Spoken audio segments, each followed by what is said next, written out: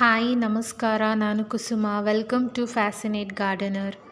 Kitchen compost ಮಾಡಿರೋ ಪಾಟಲ್ಲಿ ನಾನು ದಾಸವಾಳ ಗಿಡನ ಹೆಂಗೆ ರೀಪಾಟ್ ಮಾಡ್ತೀನಿ ಅಂತ ಈ ವಿಡಿಯೋದ್ರಲ್ಲಿ ನೀವು ನೋಡ್ಬೋದು. ನಾನು ಆಲ್ರೆಡಿ ಕಿಚನ್ ಕಂಪೋಸ್ಟ್ ಮಾಡಿರೋ ವಿಡಿಯೋನ ಹಾಕಿದ್ದೀನಿ. ನೀವು ಏನಾನ ನೋಡಿಲ್ಲ ಅಂದರೆ ಒಂದು ಸತಿ ಚೆಕ್ ಮಾಡಿ.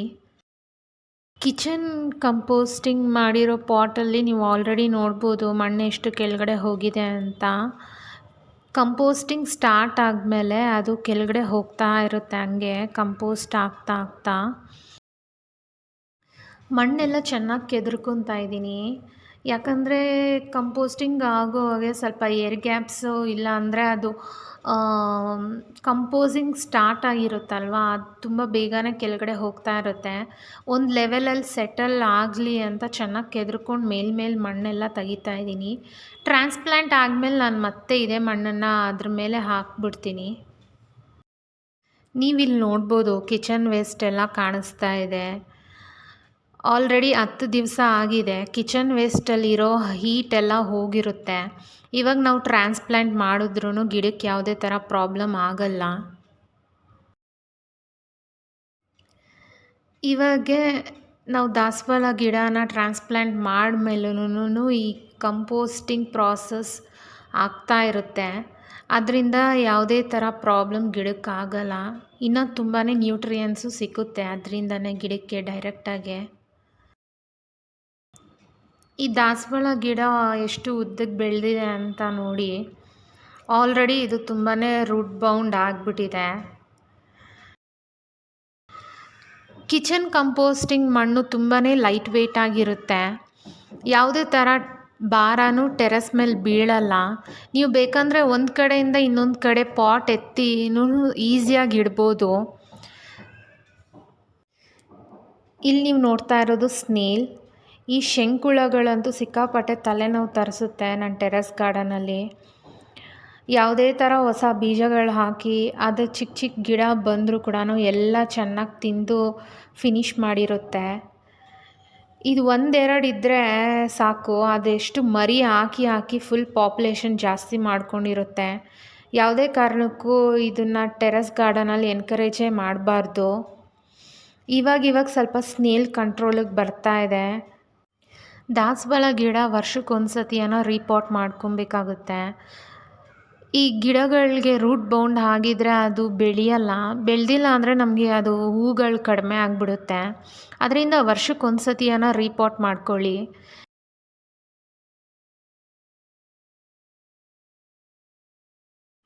ರೂಟ್ ಬೌಂಡ್ ಆಗಿದ್ರೂ ನೋಡಿ ಮಣ್ಣು ಎಷ್ಟು ಚೆನ್ನಾಗಿದೆ ಅಂತ, ಎಷ್ಟು ತೇವಾಂಶವಾಗಿದೆ.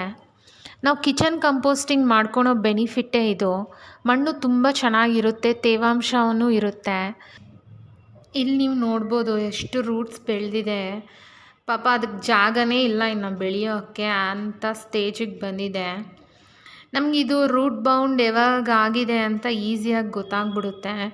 ಗಿಡ ಯಾವಾಗ ಚಿಗುರು ಬರ್ದಿರ ಹೂಗಳು ಕಡಿಮೆ ಆಗ್ತಾ ಬರ್ತಾಯಿದೆ ಅಂದರೆ ಆವಾಗ ನಾವು ಅರ್ಥ ಮಾಡ್ಕೊಬೇಕು ಇದು ಆಲ್ರೆಡಿ ರೂಟ್ ಬೌಂಡ್ ಆಗಿದೆ, ಇದಕ್ಕೆಲ್ಲೂ ಜಾಗ ಇಲ್ಲ ಬೆಳೆಯೋದಕ್ಕೆ ಅಂತ. ಇಲ್ಲ ಅಂದರೆ ಡ್ರೈನೇಜ್ ಹೋಲಲ್ಲೂ ನೀವು ನೋಡ್ಬೋದು ರೂಟ್ಸ್ ಎಲ್ಲ ಆಚೆ ಬಂದುಬಿಟ್ಟಿರುತ್ತೆ. ಆವಾಗೂ ನೀವು ಕಂಡುಹಿಡಿಬೋದು ಇದು ರೂಟ್ ಬೌಂಡ್ ಆಗಿದೆ ಗಿಡ, ಇದಕ್ಕೆ ಟ್ರಾನ್ಸ್ಪ್ಲಾಂಟ್ ಮಾಡಬೇಕು ಅಂತ.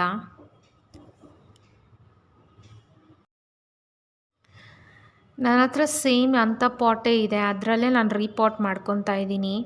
ನಿಮ್ಮದೇನಾನ ಚಿಕ್ಕದಾಗಿದೆ ಪಾಟ್ ಅಂತ ಅಂದರೆ ನೀವು 1 ಇಲ್ಲ ಅಂದರೆ 2 ಇಂಚು ದೊಡ್ಡದಾಗಿರೋದ್ರಲ್ಲಿ ರೀಪಾಟ್ ಮಾಡ್ಕೊಬೋದು.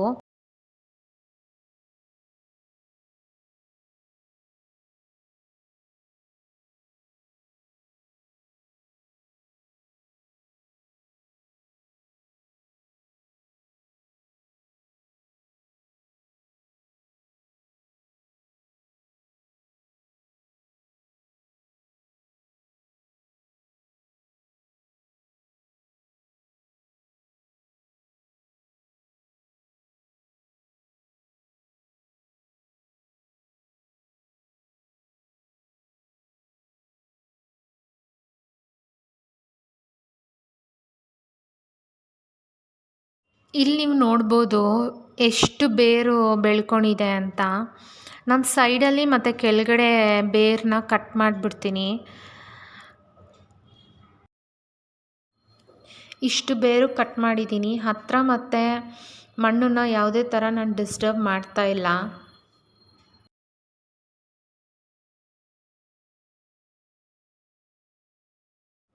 ದಾಸವಾಳ ಗಿಡ ರೀಪಾಟ್ ಮಾಡೋವಾಗೆ ತುಂಬಾ ರೂಟ್ಸ್ ಎಲ್ಲ ಕಟ್ ಮಾಡೋಕ್ಕೆ ಹೋಗಬೇಡಿ.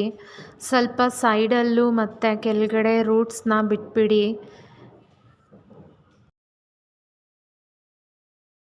ಕಿಚನ್ ವೇಸ್ಟು ಮತ್ತು ಮಣ್ಣು ಒಂದೇ ಲೆವೆಲಲ್ಲಿ ಇದೆ. ದಾಸವಾಳ ಗಿಡನ ಹಾಕ್ತಾಯಿದ್ದೀನಿ. ಕಿಚನ್ ವೇಸ್ಟ್ ಮಣ್ಣನ್ನ ಅದ್ರ ಮೇಲೆ ಹಾಕ್ತಾಯಿದ್ದೀನಿ. ಇಂಥ ಟೆರ್ರಸ್ ಗಾರ್ಡನಿಂಗ್ ವೀಡಿಯೋಸ್ಗೋಸ್ಕರ ಫ್ಯಾಸಿನೇಟ್ ಗಾರ್ಡನರ್ ಚಾನಲ್ನ ಸಬ್ಸ್ಕ್ರೈಬ್ ಮಾಡ್ಕೊಳ್ಳಿ. ಪಕ್ಕದಲ್ಲಿರೋ ಬೆಲ್ ಐಕಾನ್ ಪ್ರೆಸ್ ಮಾಡಿ. ನಾನು ಯಾವಾಗೇ ವೀಡಿಯೋಸ್ ಹಾಕಿದ್ರೂ ನಿಮಗೆ ನೋಟಿಫಿಕೇಷನ್ ಬರುತ್ತೆ. ಯಾವುದೇ ಥರ ವೀಡಿಯೋಸ್ ಮಿಸ್ ಆಗಲ್ಲ. ದಾಸವಾಳ ಗಿಡ ರೀಪಾಟ್ ಆದಮೇಲೆ ಒಂದು ವಾರ ಶೇಡಲ್ಲೇ ಇಕ್ತೀನಿ. ಇದಕ್ಕೇನು ಬಿಸಿಲು ಬೇಕಾಗಿಲ್ಲ. ಸ್ವಲ್ಪ ಇದು ಸೆಟಲ್ ಆಗಬೇಕು ಗಿಡ. ಆಮೇಲೆ ಬೇಕಂದರೆ ನಾವು ಡೈರೆಕ್ಟ್ ಸನ್ಲೈಟಿಗೆ ಇಟ್ಕೊಬೋದು.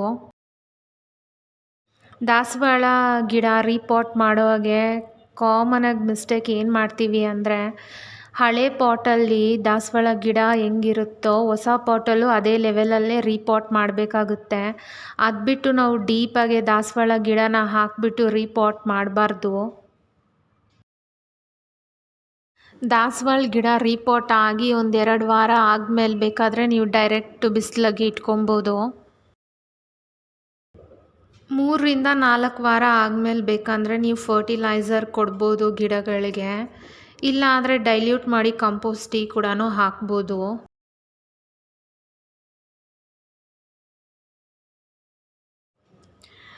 ಮಣ್ಣೆಲ್ಲ ಹಾಕಿದ್ಮೇಲೆ ಡ್ರೈನೇಜ್ ಹೋಲಿಂದ ನೀರು ಬರೋವರೆಗೂ ನೀರು ಹಾಕಬೇಕಾಗುತ್ತೆ. ಅದು ನೀಟಾಗಿ ಸೆಟಲ್ ಆಗಬೇಕು. ಫಸ್ಟ್ ಡೇ ಹಂಗೆ ನೀರು ಹಾಕಿ, ಆಮೇಲೆ ನೆಕ್ಸ್ಟ್ ಡೇಯಿಂದ ಸ್ವಲ್ಪ ಅದಕ್ಕೆ ಎಷ್ಟು ಬೇಕೋ ಅಷ್ಟು ನೀರು ಹಾಕಿದ್ರೆ ಸಾಕು. ದಾಸವಾಳ ಗಿಡ ರೀಪಾಟಿಂಗ್ ಆದಮೇಲೆ ನೀರು ನೋಡ್ಕೊಂಡು ಹಾಕಿ. ನೀರು ಜಾಸ್ತಿ ಆಯಿತು ಅಂದರೆ ಬೇರೆಲ್ಲ ಕೊಳ್ತೋಗ್ಬಿಡುತ್ತೆ.